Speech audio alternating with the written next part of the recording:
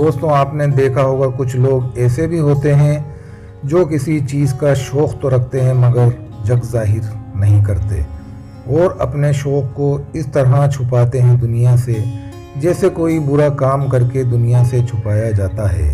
ऐसे ही मिजाज के थे हमारे खां साहब।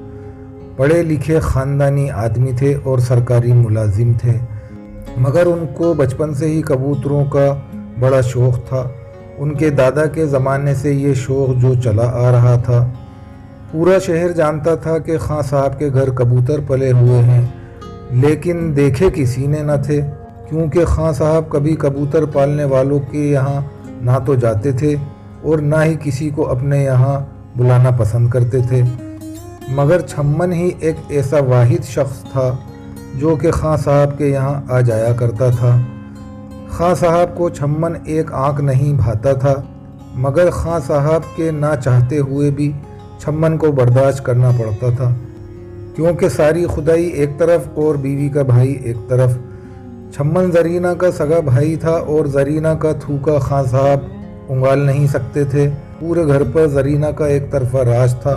छम्मन शहर का बड़ा कबूतर बाज था और पूरा शहर उसे छम्मन फेंकू के नाम से जानता था। सुबह सुबह खां साहब ने दरवाज़ा खोला, देखा छम्मन बाहर खड़ा है। खां साहब ने कहा, कैसे आना हुआ छम्मन इतनी सुबह?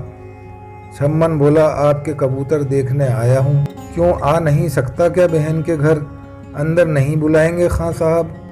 खां साहब बड़बड़ाते हुए बोले, कमबख्त मेरा बस चलता तो मैं तुझे गोली मार देता अगर तू मेरा साला ना होता। और फिर हमेशा की तरह छम्मन की फेंका फांकी चालू हो गई और खां साहब कभी छम्मन को देखते तो कभी घड़ी की तरफ। घड़ी में 9 बज चुके थे। दफ्तर जाने का वक्त निकला जा रहा था, मगर छम्मन एक बार चालू हो जाता तो चुप होने का नाम ही कहाँ लेता था। और खां साहब कबूतर खाने में से उठकर अपने कमरे में चले आए और जरीना से दबे लहजे में बोले, बेगम ये छम्मन सुबह देखता न शाम, मुंह उठाए चला आता है, बहुत बड़ा फालतू है ये। बस इतना ही कहना था कि जरीना घायल शेरनी की तरह खां साहब पर टूट पड़ी और बोली, तुम्हें तो मेरे भाई का आना ही बुरा लगता है। अभी तुम्हारा कोई दूर परे का रिश्तेदार भी अगर आ जाता तो तुम्हारी खुशी का कोई ठिकाना नहीं होता और कानों तक बाछें खिल उठती। बस तुम्हें तो मेरे रिश्तेदार ही बुरे लगते हैं। हाय, मैं मर क्यों नहीं गई ऐसे आदमी से शादी करने से पहले। खां साहब सोचने लगे, ये क्या छेड़ दिया मैंने कमबख्त। मायके से तो गली का अगर कुत्ता भी आ जाए तो बड़ा प्यारा लगता है, और ससुराल की सीधी सादी खूंटे से बंधी बेचारी बकरी भी ऐसा लगता है कि जैसे मुंह चिढ़ा रही हो। खां साहब हकलाते हुए बोले, अरे मेरा ये मतलब थोड़ी ही था बेगम, मुझे माफ़ कर दो बाबा। छम्मन तो चला गया, मगर पूरे 15 दिन तक जरीना ने खां साहब की ज़िंदगी हराम करके रखी। फिर एक रात को छम्मन खां साहब के यहाँ पहुँचा और उसके हाथ में कपड़े का थैला था। उसमें से 2 कबूतर के बच्चे निकालकर खां साहब को देते हुए बोला, ये आपके लिए लाया हूँ, बड़ी ज़बरदस्त नस्ल के ये कबूतर, जहाँ से उड़ते हैं वहीं पर आते हैं। खां साहब ने कहा, अरे छम्मन सुबह ले आता, इतनी रात को क्यों परेशान हुआ? छम्मन बोला, निकला तो सुबह ही था पर आते आते रात हो गई। खां साहब बोले, पर तेरा तो घर 5 मिनट की दूरी पर है। बस इतना ही कहना था कि छम्मन हो गया शुरू और बोला, यूं कि मैं सुबह इन कबूतरों के बच्चों को थैले में डाल साइकिल पर लटकाए चला ही था कि पीछे से मेरे लंगोटिया यार कमरुद्दीन ने आवाज़ लगा दी, बोला, छम्मन चाय तो पीता जा यार।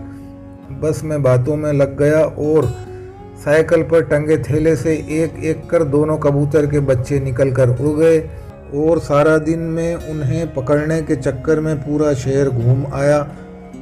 तमाम कोशिशें नाकाम होने के बाद फिर मेरी अक्ल काम कर गई और मैंने साइकिल पर लटके थैले का मुंह खोलकर इन कबूतर के बच्चों को जैसे ही दिखाया और ये झट से थैले में आ घुसे। इतनी पक्की और सच्ची नस्ल के हैं ये कबूतर, जहाँ से उड़ते हैं वहीं वापस आते हैं।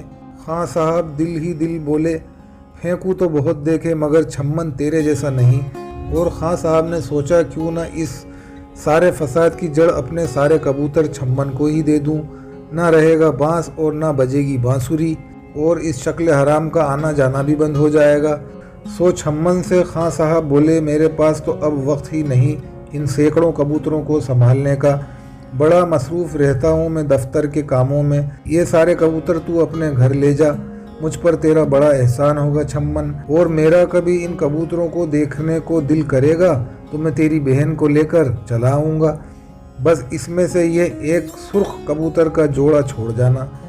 यह जोड़ा खां साहब के दिल पर चढ़ा हुआ था और खां साहब को बेहद पसंद था, और छम्मन सारे कबूतर समेट कर ले गया।